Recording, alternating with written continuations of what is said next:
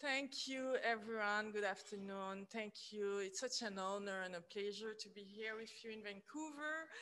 And thank you, Charles Campbell, Michelle Jakes, Denise Reiner, and all gallery for the invitations to come here to speak to you in the context of this amazing project forum that is Wall Black. I'm very, very lucky to have been invited, in fact. So next slide, please. Recently, during a visit at my mother's home, I found this photograph that you're looking at when I was a child in Port-au-Prince, Haiti. Looking at it, I was pleasantly surprised by the gaze of my young self. And I realized that I already had that curatorial eye.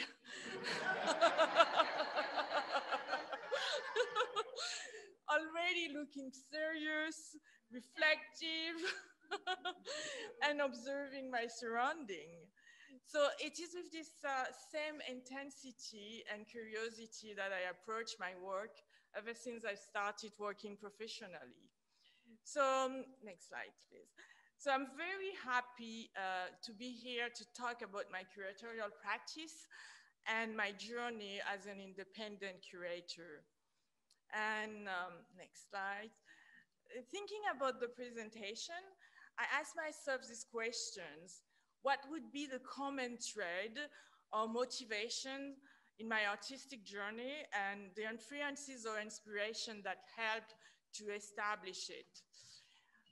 As a curator, my main influence and inspiration are from artists, obviously, scholars, critics, curators, writers. So these many sources are, for me, ways to approach and understand contemporary issues. For example, the writing of Michel Wolfe-Trouillot, the late Haitian anthropologist and historian, are particularly important and continue to help me to understand the world we live in.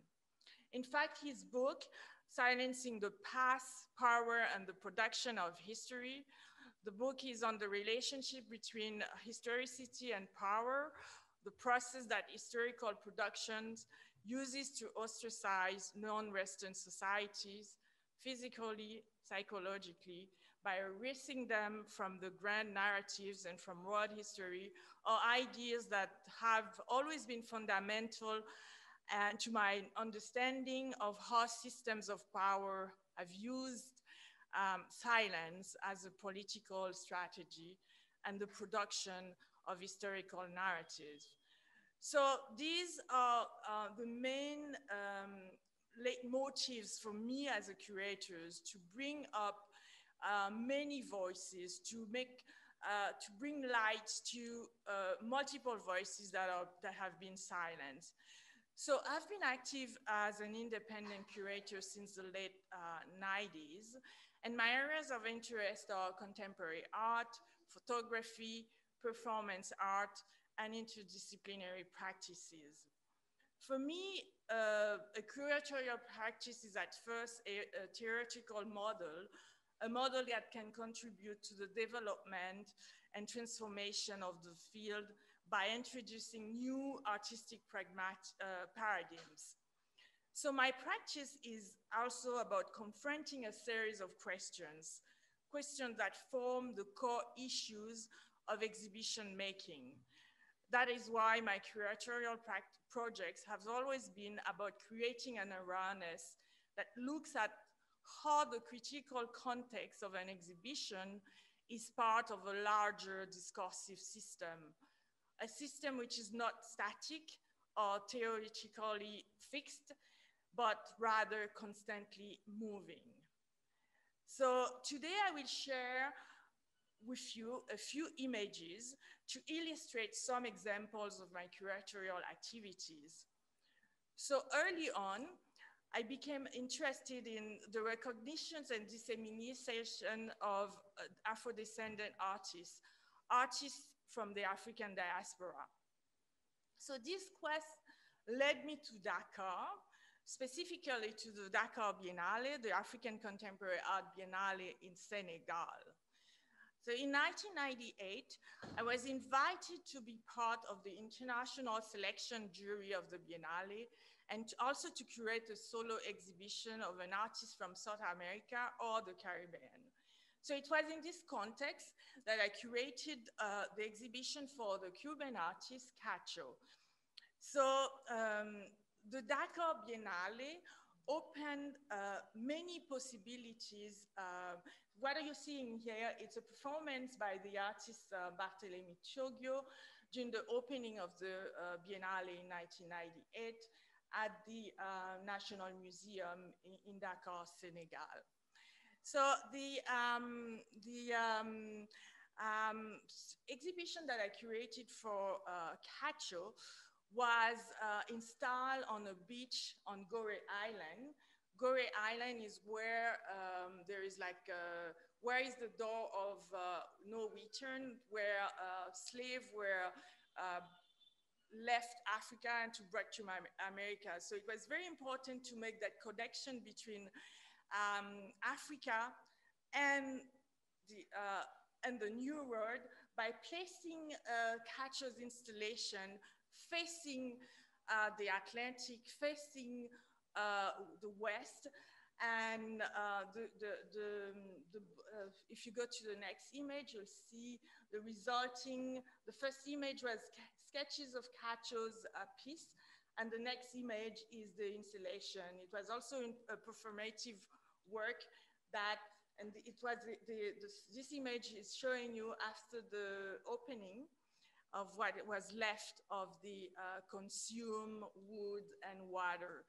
So the next images that I will be showing you, other examples of work that I've done after the Dakar Biennale, and the Dakar Biennale, of course, opened many more possibilities and projects for me to do research on the continent in Johannesburg, Accra, Bamako, etc.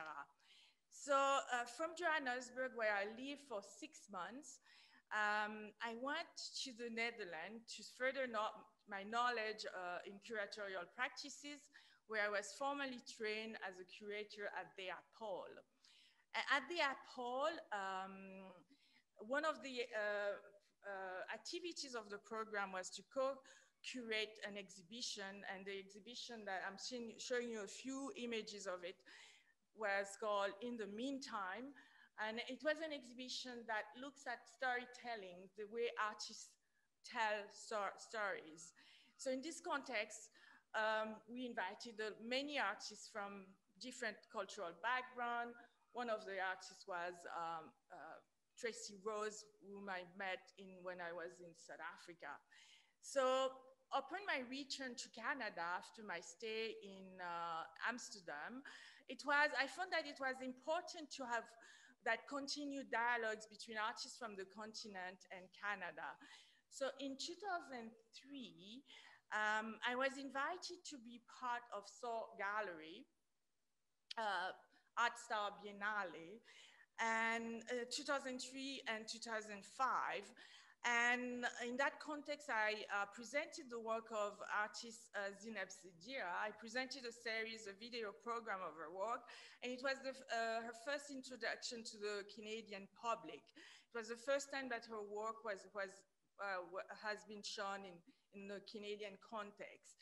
And following that, in 2005, I invited the artist, the South African artist Moshekwa Lenga, to present, to be part of the Biennale, to come to Ottawa, to meet with the artistic scene of Ottawa and to discuss his work about his ideas, about what he was working on, and etc. For me, these are two examples of the way I envision that dialogue which I call the transatlantic dialogue between Africa, the continent, and North America, by working with artists, by doing exchange, by inviting artists here in Canada. So this interest in video practices from Africa was followed by a program called Form and Topographies, African Cityscape in Flux, that brought together video works by 10 artists. Among them was Bushra Khalili, Achille Karakambian, Seydou Diko. And the program was invited at the second Thessaloniki Biennale in Greece. So this program of video was about the dynamics of everyday life in Africa and a way of looking at the urban ecology in Africa. So Form and Topographies was developed and produced by my initiative that Michelle spoke about, Aposteriori, a non-research and curatorial platform. And following that, following that experience of presenting video works that looks at the cityscape of Africa, I went back to Dakar in 2010, and where I was a curator of the International Photography Biennale, not Biennale, but the World Festival of Black Arts and Culture, where I presented an exhibition called entitled Imageries, Imaginations, that looked at photographic work from and photo-based installation by artists from Africa, from Europe, from North America. And among the artists that I invited were David Petrus, Canadian artist, Karen Oliver, an artist of Caribbean origins that lives in the States, Fatima Tuga, Otobong Nkenka, etc. So this was one of my last experiences in Africa, that photographic exhibition that I made in the context of the World Festivals of Black Arts. And besides curating exhibitions, I have also organized discussions, symposia, and other activities that are related to promoting art and culture. For example, at the Paris Photo in 2011, I conducted interviews with artists on the work and their ways of working in photography. Among them was Bushra Khalili again, Mohamed Baroussia, etc. Another aspect of my curatorial practice that I would like to expand on now than ever is creating context for public installations to invite artists to respond to the environment in which we live in. So I really liked the idea, working with artists, commission artists to interact with audience in public spaces. So I was very fortunate in 2014 when I was invited to be one of the curators of Nuit Blanche Toronto. So in this context, I developed the project called Between the Earth and the Sky, the possibility of everything. And it was a project that I conceived as a way for audiences to rethink the social and sensorial possibilities of public spaces. In particular, the meaning of play and participations, for which I work with artists that propose works that reflected poetically on social and political issues that are affecting our present times. 12 works were commissioned: Global Rainbow that you're seeing here, a laser sculpture by Yvette Martin, Made in China by Maria Escura, an installation that was placed in Chinatown in Toronto, Walk Among Words by Massimo Gonzalez, Gap Geography by David Brooks. This is Maria Escura's work. A video installation by Alexandra Aresha, an interactive video installation by Chloé Lefebvre and Jean Dubois. And for me, this way of working directly in the public sphere, I think it's more democratic, and it's a way that I would like to continue working, a way to bring to the audience the work of artists, to bring them directly in contact with art, and to reach audiences that don't normally visit galleries and museums. For me, it's really important that there is direct communication between the artist's work and the audiences. So that's Work Among Worlds of Massimo Gonzalez that you're looking at. So following this experience, I worked for, that's also Dineo Bopape. I worked with Dineo Bopape on presenting that installation for the Nuit Blanche Toronto. And right after that, beginning and during we started a conversation during the Toronto activity, and continued the conversation until I present her work at the Foundry Darling in Montreal. And that conversation led to the site-specific installations called And in the Light of This, and a work that explored the concept of sovereignty, land, body, and self-sovereignty. And that installation addressed these issues of gender, maternity, history, and the politics of place. Within this installation, Bopape created, as you can see, a monument, a shrine, an homage to the sacred, the earth, land, home, the body, spirit. So the resulting effect was the way I receive it, the way I perceive it, was like a shrine that was dedicated, devoted to Africa, Afro-diasporic, global, indigenous, pagan, aesthetic language. And that experience really was one of my best experience of a curator, because it was very hands-on. It was a long process to arrive to this massive installation. And for me and for the audience, it was one of the best work installed at the Darling Foundry. And it was one of the first show of African or Black artists in the context of this gallery. So before that, there was never any other one presented. It was a long process, but we made it happen. One other example of project and research that I'm really proud of is my curatorial residency that I did at the Artist One Center,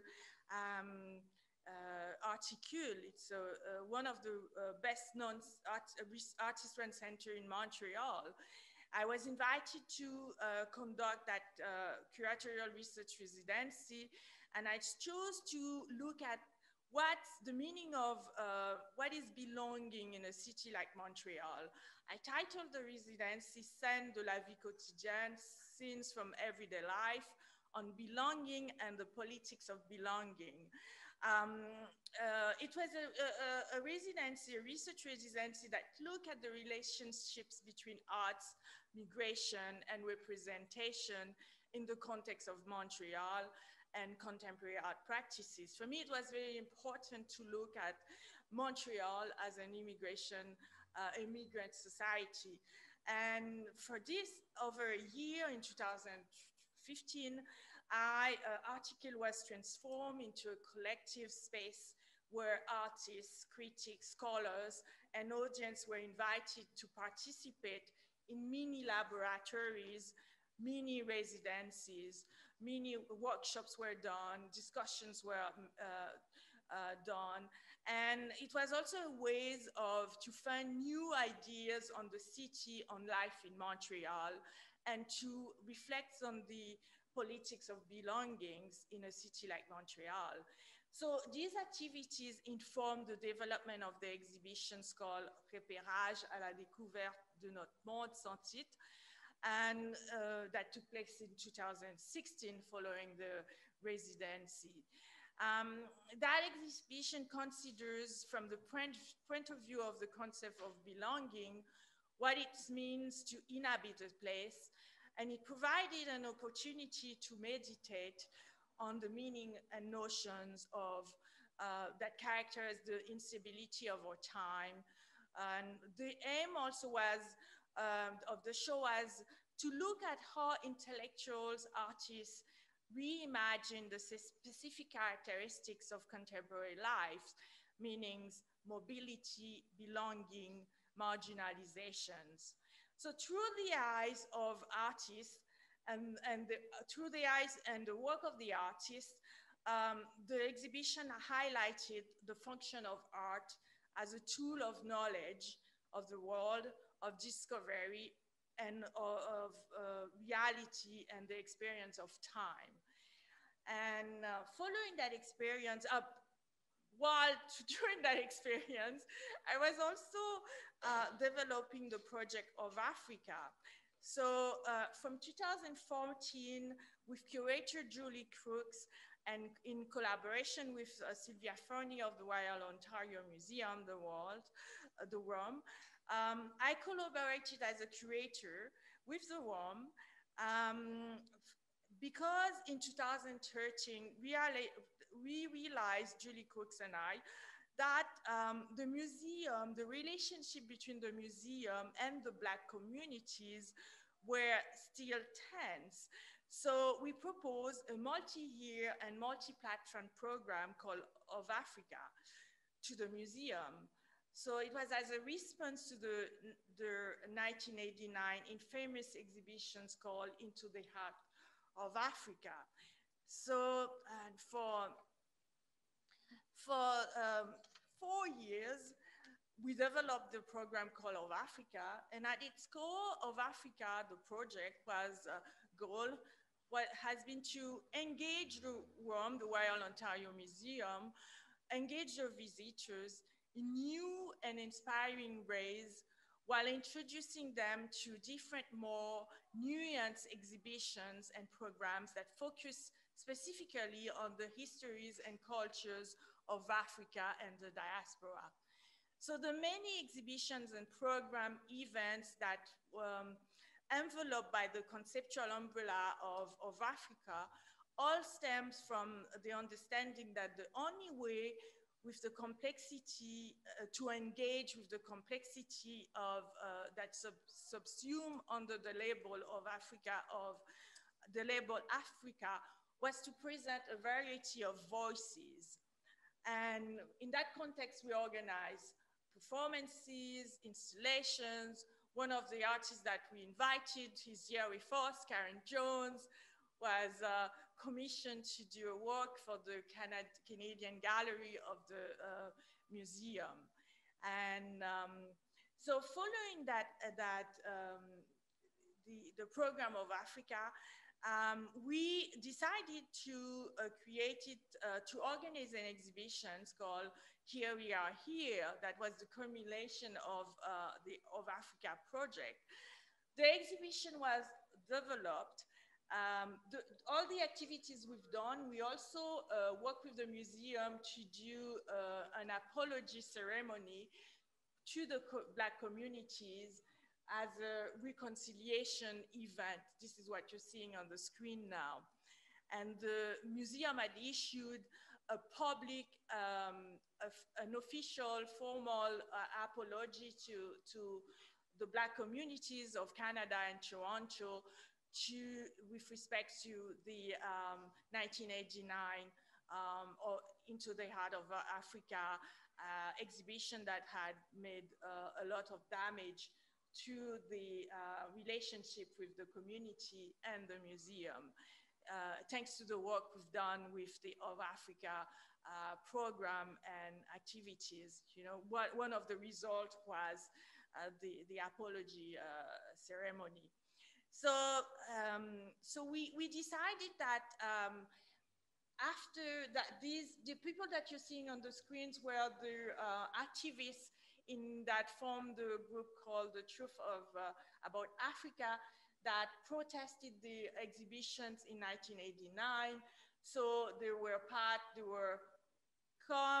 called to come back to the museum, to participate in the symposium we organized, and also to be part of the formal apology ceremony. And so for us, it was like a victory to have them back to the museum. For some of them, it was almost 27 years, more than 25 years that they were not back at the museum. So for us, it was like a really important part of our activities, success, in fact, a marker of success of Africa, to have these activists came back to the museum and to accept the museum apology.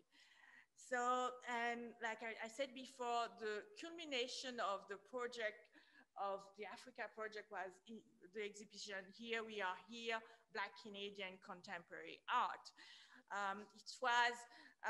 This exhibition was developed in a series of workshops before we came to realize to the final result. We invited artists and members of the Africa Advisory Committee to come and discuss and reflect on the meaning of Canada. And the exhibition, the ethos of dialogue was still important for the development of the exhibition project, because when we started Africa, it was important that dialogues with the communities, with members of the advisory committee was at the core, was at the heart of everything that we were going to do around that program.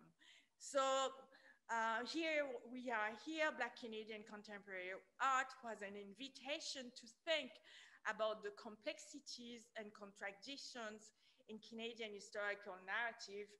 And we're seeing here Chantal Gibson's, a Vancouver-based artist that was part of the exhibitions. So all the works in the exhibition looked critically at our history and present-day society, and reflected a variety of genres and approaches. And the exhibition brought together artists from different generations, Sylvia Hamilton, and to consider what constitutes Blackness in Canada. So what emerged from this exercise was not only a critical reflection on specific histories and personal perspective, but a shared experience that resonates across Black diaspora. So for us, it was also a big success. The exhibition went to Montreal, and then went to Montreal at the Montreal Fine Art Museum, and to Nova Scotia at the Nova Scotia Art Gallery. We are hoping to tour it in the prairies and on the West Coast here in Vancouver, but it's a lot of work touring and exhibitions. So, but the exhibition is still available to tour. If you want to show it here in Vancouver, yeah, I can put you in touch with the coordinator at the Royal Ontario Museum. So, and following the exhibition, for us, it was important to keep working and to develop a publication, a book that will also to express ideas that were that we had developed during the whole of Africa process and exhibition making process. So we are currently editing the forthcoming volume, Making History, Visual Arts and Blackness in Canada. It will be a publication that complements and expands the reflection that we had initiated by the exhibition Here We Are Here, Black Canadian Contemporary Art.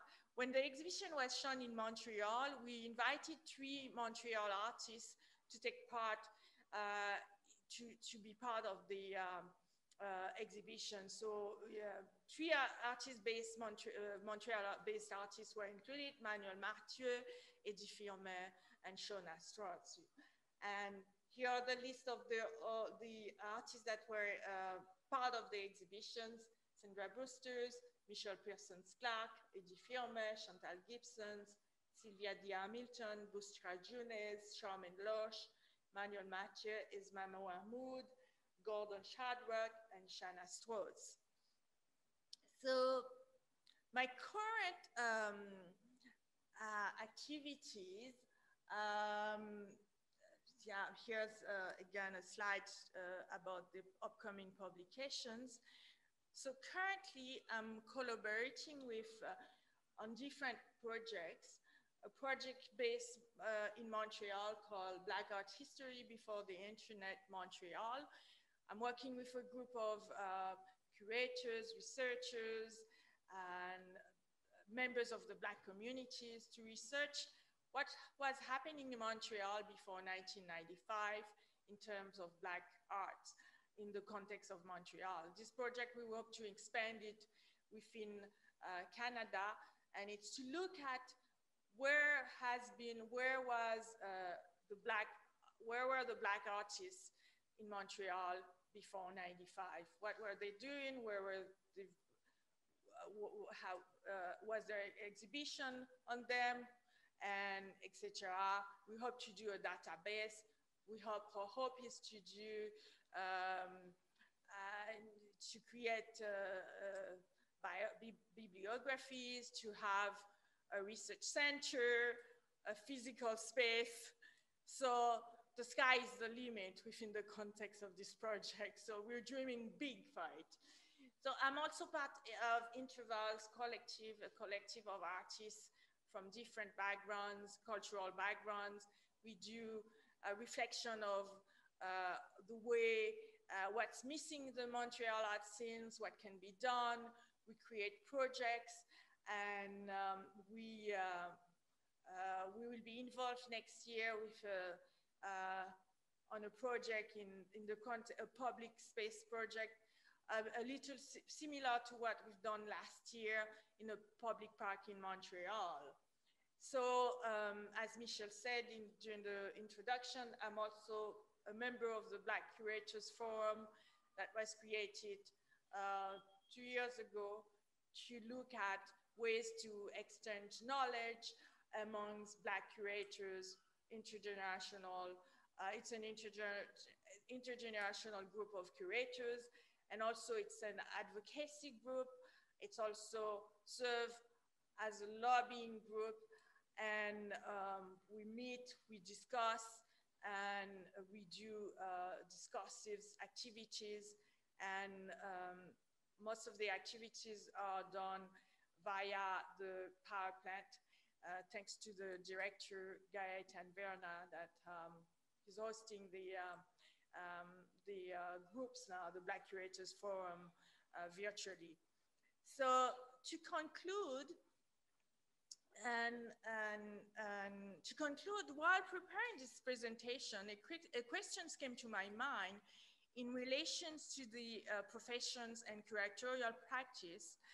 And I wonder if our role as curator is to identify aesthetic trends or the big questions that animate our societies, or to identify what art can able to teach us about humanity, and what new framework, paradigm shifts, and that from a single master narrative would allow us to embrace multiple perspectives and multiple voices.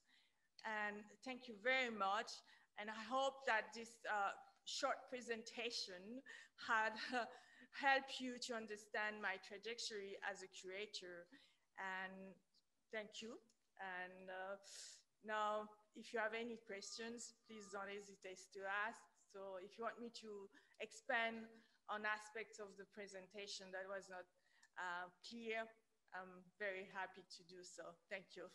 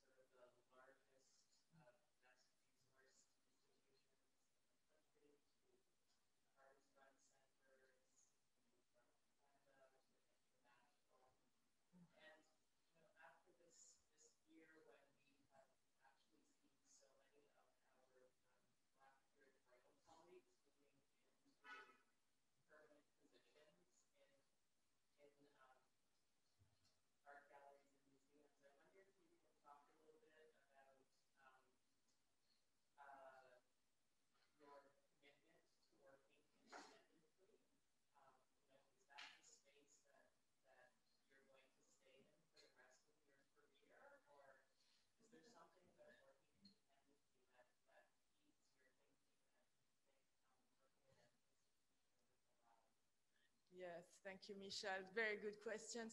But working independently, it's very difficult. I mean, it's not something that I will tell people to do.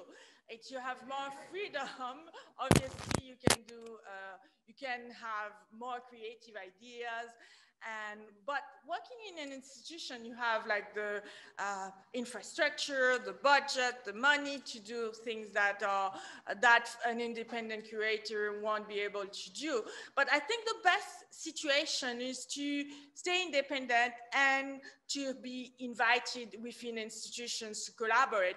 For me, what position that I will aspire at, that I would love to have, you know, I would like to be associated with an institution as an adjunct curator, you know, and associate curators to work on programs for X numbers of years, to collaborate, to contribute to the institution program, but not to be physically, to have the burden of the administration and etc. that comes with it.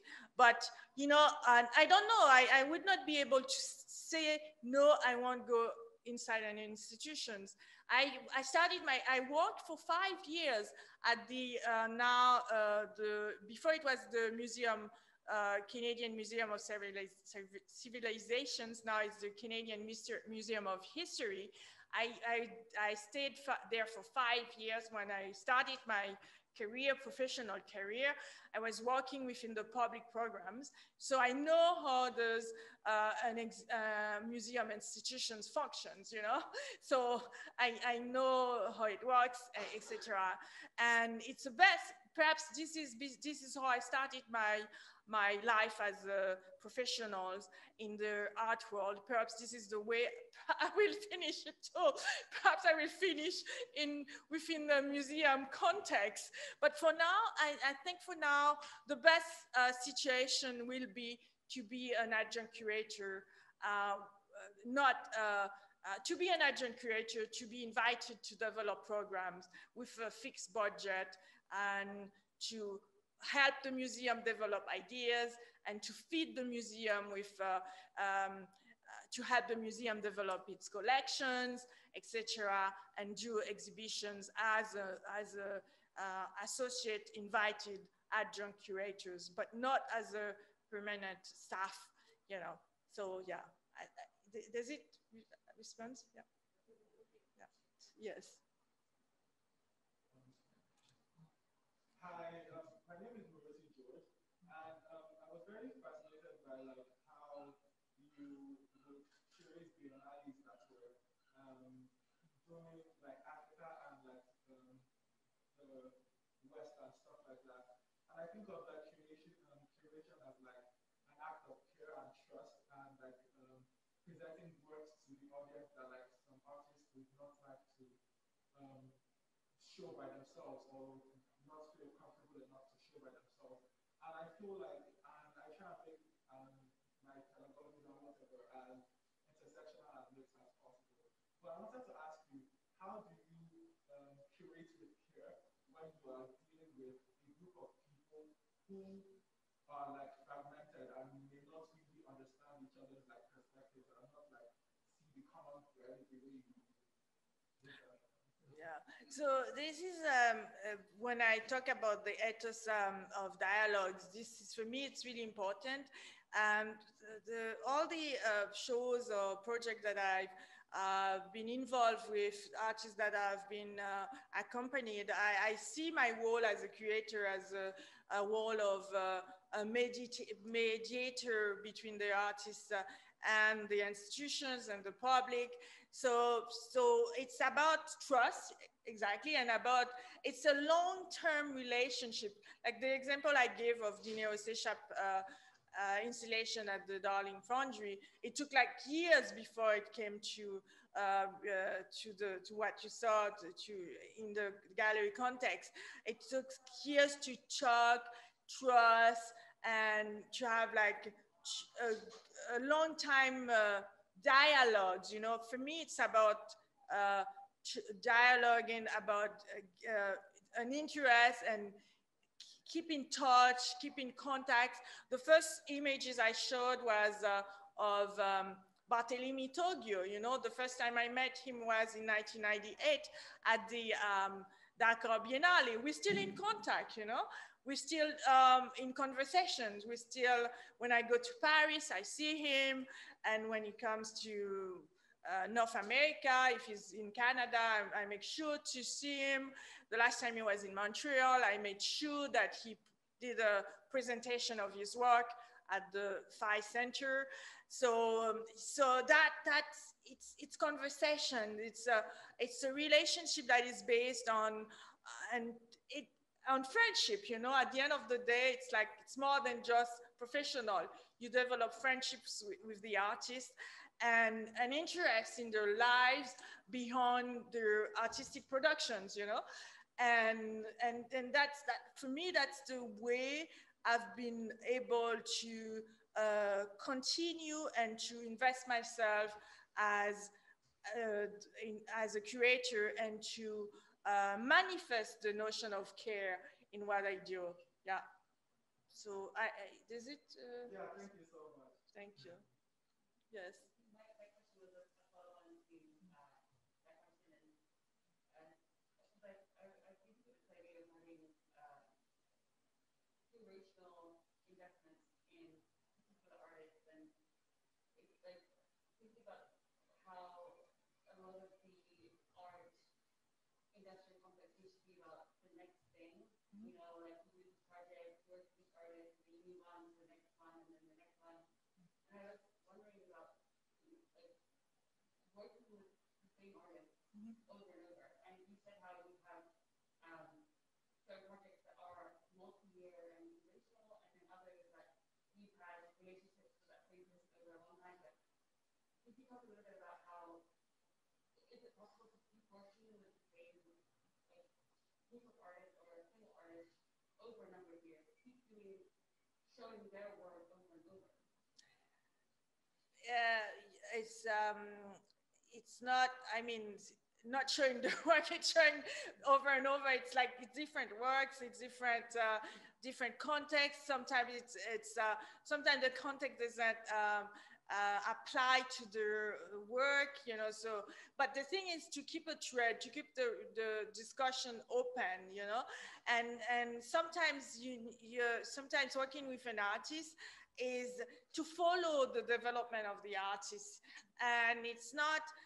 For me, it's durational. It's a process. Everything I do, it's process oriented. It's not something that it happened suddenly. I have to invest and to take my time to see how it will develop and to before I can be satisfied of a project or an idea. So it's the same also for me, working with specific artists, even if I know the artist for a long time, it's not always the same artist I would put in a show. As you can see, I've worked with many artists, some names that came out many times in my projects, but some no. But it's about, and as a curator, I think it's our role as curators to follow the development of an artist, to follow what they're doing, to even though you don't have any projects of any programs where you can get them involved, but it's to keep the discussion open. Even if I'm not talking to an artist, I keep reading, I keep do research online and to see what this person is doing. And yeah, so. I have a question as well. Sorry, my crystal is next to the you does it. Hi. I wanted to know if you could expand a little bit on kind of curatorial strategies approaching public art versus within museum institutions. I myself am kind of transitioning to the public art realm, and as you mentioned, there's a lot of differences. So first of all, the environment always influences visual literacy and how you're interacting with works. Like you said in your presentation, there are audiences who wouldn't necessarily come into a gallery setting for various reasons, who are exposed to work outside. then of course the systems and processes that are in place are completely different as well. So is there a specific strategy that you have, or like a blueprint you have for approaching curating for public art versus within museum institutions? Yeah. Absolutely. So the context, the environment, you can't, some type of work cannot function in the public sphere. So for me, the public sphere is about scale, it's about scale, it's about, it has to be bigger than the small person we are. So it has to be it has to be monumental almost, and it has to be in dialogue with the surrounding.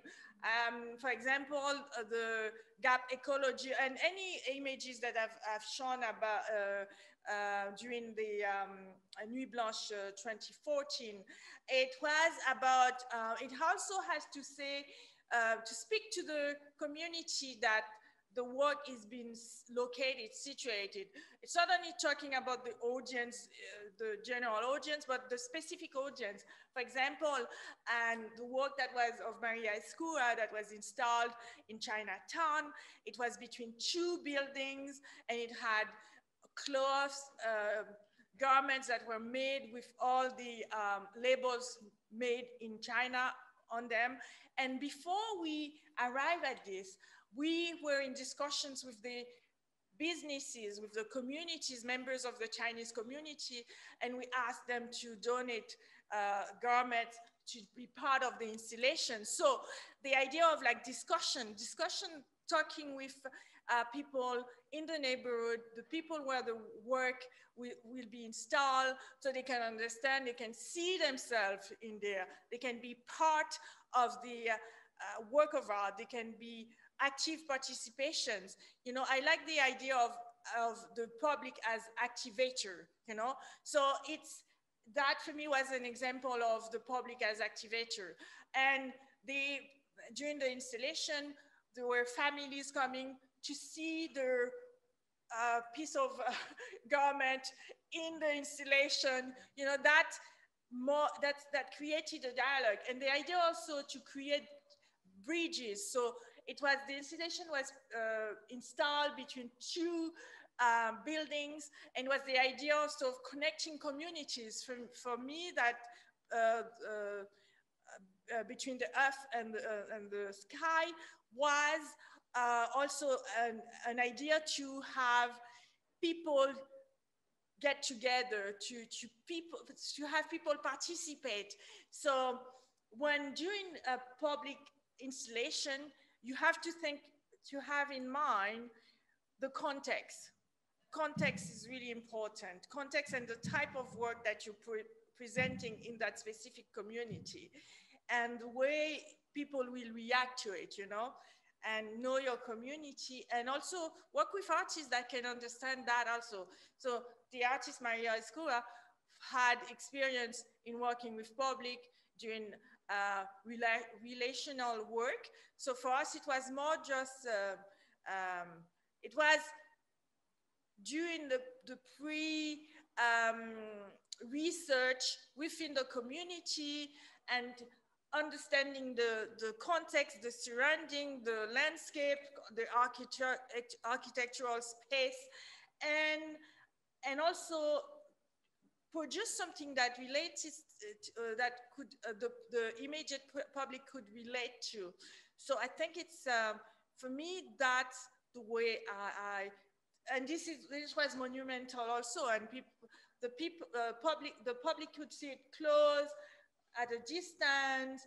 They were so happy, and also they could, and what we wanted to create was to bring the private in the public sphere. So it was government, private clothing, all sorts of clothing that was used to create a public installation. And that also the dialogue, the relationship between the personal and the public for us was important. And I think this is a way of the blueprint for me during public installation is context, the immediate public, and the type of work that can really function well in the public sphere. So otherwise, there's not really work, or it doesn't have that effect, you know, that I spoke about, the dialogue, um, the impact you want to have. You know, public work has to be impactful. Thank you. Right. Thank you. My question is kind of similar between yours and yours, Crystal. And that's, I think as curators, we all have artists that really interest us, whose work we would like to show. And working as you do across biennales and installations and within galleries, I guess I'm curious to know at what point in your research and your work the context for a particular artist's work becomes apparent. Because you work across and you curated so many different mediums for so many different spaces. And so I'm curious to know, you know, with a work like this, at what point did this particular artist come into this conversation? Was it sort of where you wanted to work with that artist first, and then you found the context to put that into? Or, you know, or did you know about a particular biennale, and so thinking about that space, thought about the artists that are, I'm curious to know about that. So in the case of Maria Escura, I met her in 2008 at the Thessaloniki Biennale. So it took like 6 years before I could work with her. So, and I knew that she was doing installation. She was working with, she was doing social work, working with the public, and doing work in the public sphere. And when I was invited to the, she was in my mind when I did the proposal for the Nuit Blanche, but I did not know which work and where. So when I went to do the site visit all the sites that were devoted to my section as a curator, and I said to myself, wow, this could be, I think Maria Escura could work here very well, and can do a proposal that would fit within the neighborhood, etc. And then I invited her to come to visit the site, and it was a very long process, obviously, and we saw the site together, we discussed, and I told her, could you make a proposal, you know, that could fit within that site? And so that was it, and she made the proposal, and then so sometimes when I'm interested in an artist's work, I may not have a project or an idea right away. So it takes time. It takes time to find the correct setting and the correct conditions to present the artist's works. And I know a lot of artists that I've never worked with, but because I haven't found the proper way of working with this artist or this person yet. So it's through dialogues, to having an open-minded of places, you know, for example, the exhibition I did, the International Photography Exhibition, you know, I know a lot of artists that works within photography, but not all of them were invited to the show. It was, for me, they had to have a relationship with the African diaspora. So the work had to say something within a context of Africa, and they had to be a relationship to the general idea. For me, I was looking at what is photography and the way in which artists were using photo-based media and photography, and then who they were and what exactly they represented before I could have invited them to present within that exhibition context, you know, because not everyone can be part of a specific context, you know, and also audience. Always think about your public, you know. Some work I would have not been able to present in that specific context of Dakar, you know. So that's the context, really important, very important. I don't know if it's, yeah. Thank you. Thank you. Just to add to that, actually, I run an organization called Art Noir out of New York, and we're a global arts organization for people of color. So as much as we work in New York, we're working on people who want to work in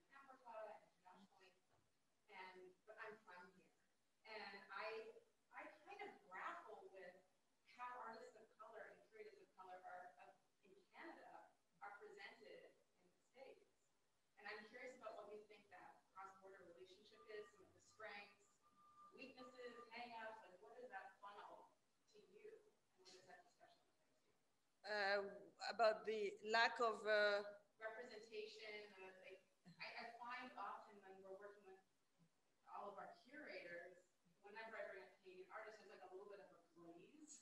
yeah. I just feel like we're just like, I'm trying to find this.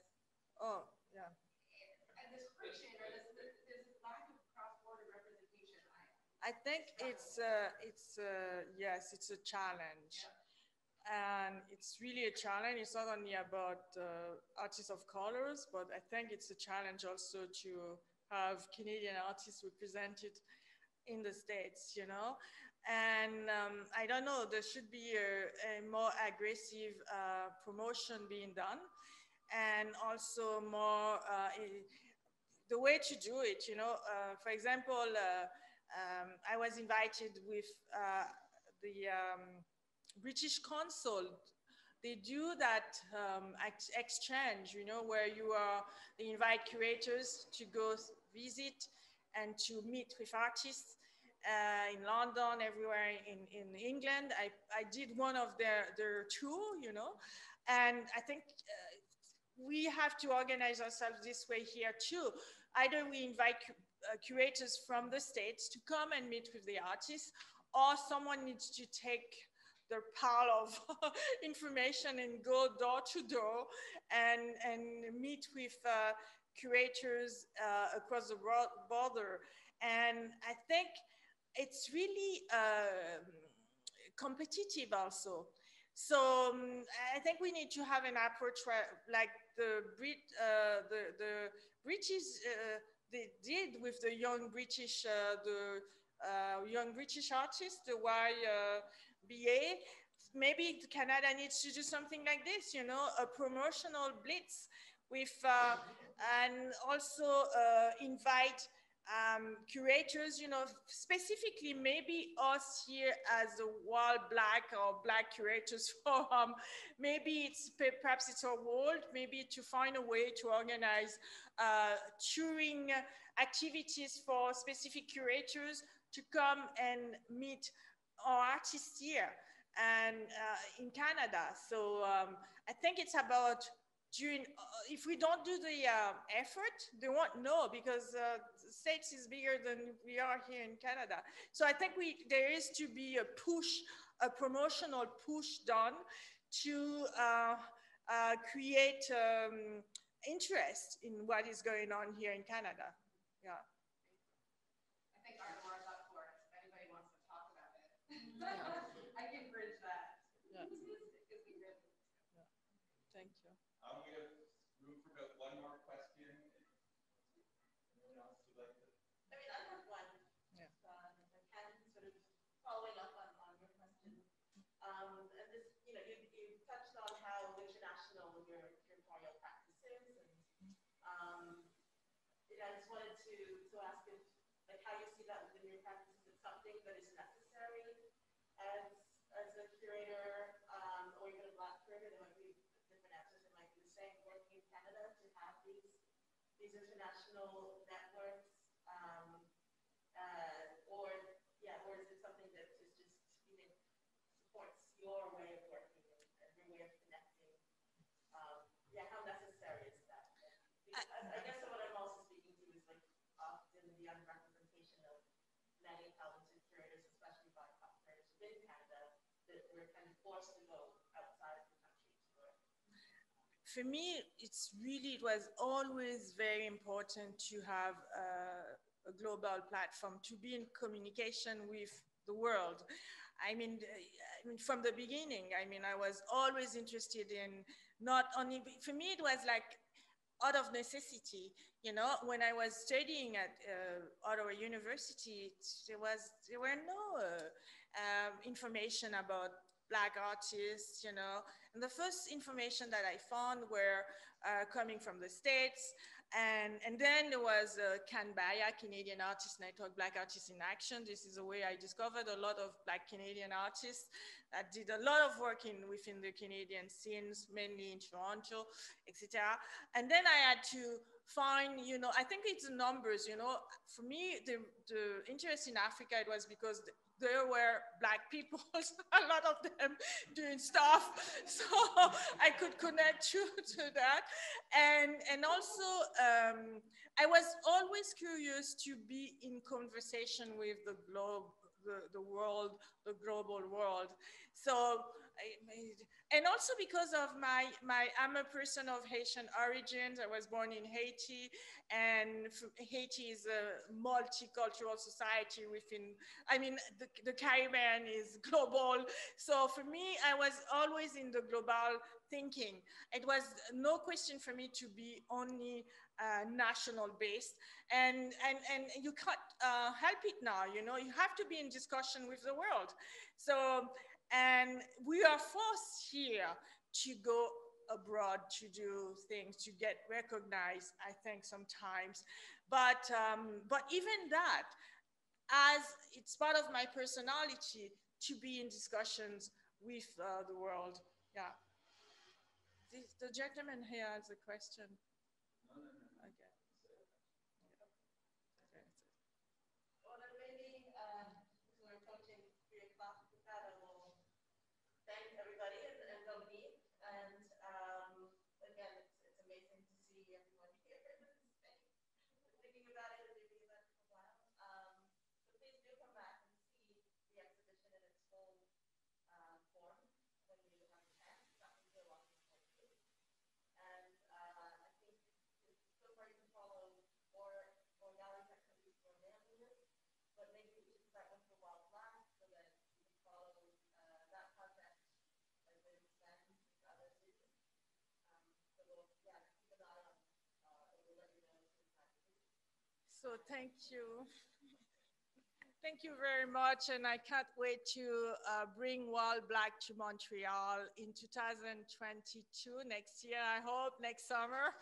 And thank you again.